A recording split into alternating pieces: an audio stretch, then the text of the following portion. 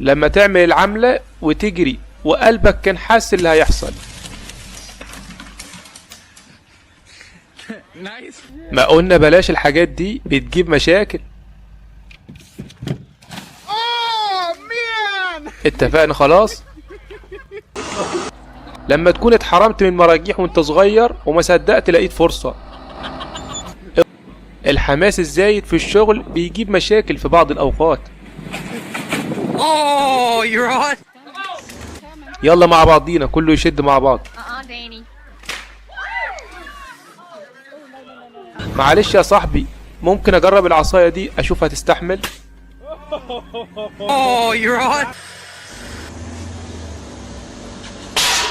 خضتني يا ولد، اوعى تعمل كده تاني. اوعى حد يسيب الحبل فيكم هنقع.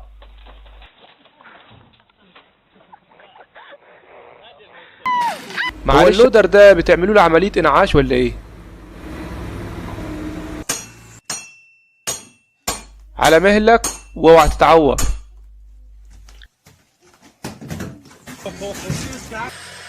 لما اقول لهم اوعى حد يخش الاوضه طول ما انا شغال.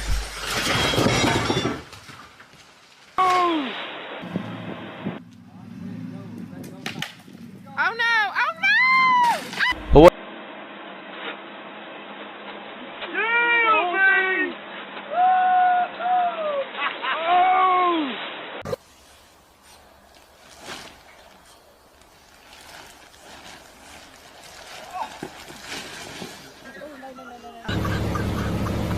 لما يقولوا لي انت كبرت خلاص ما تعملش الحاجات دي تاني.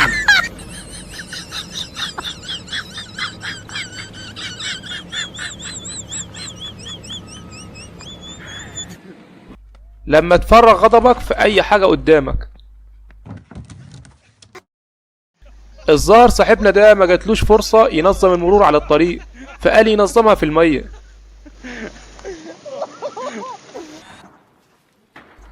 لما تكونوا متفقين مع بعض هو ده اللي هيحصل في الاخر.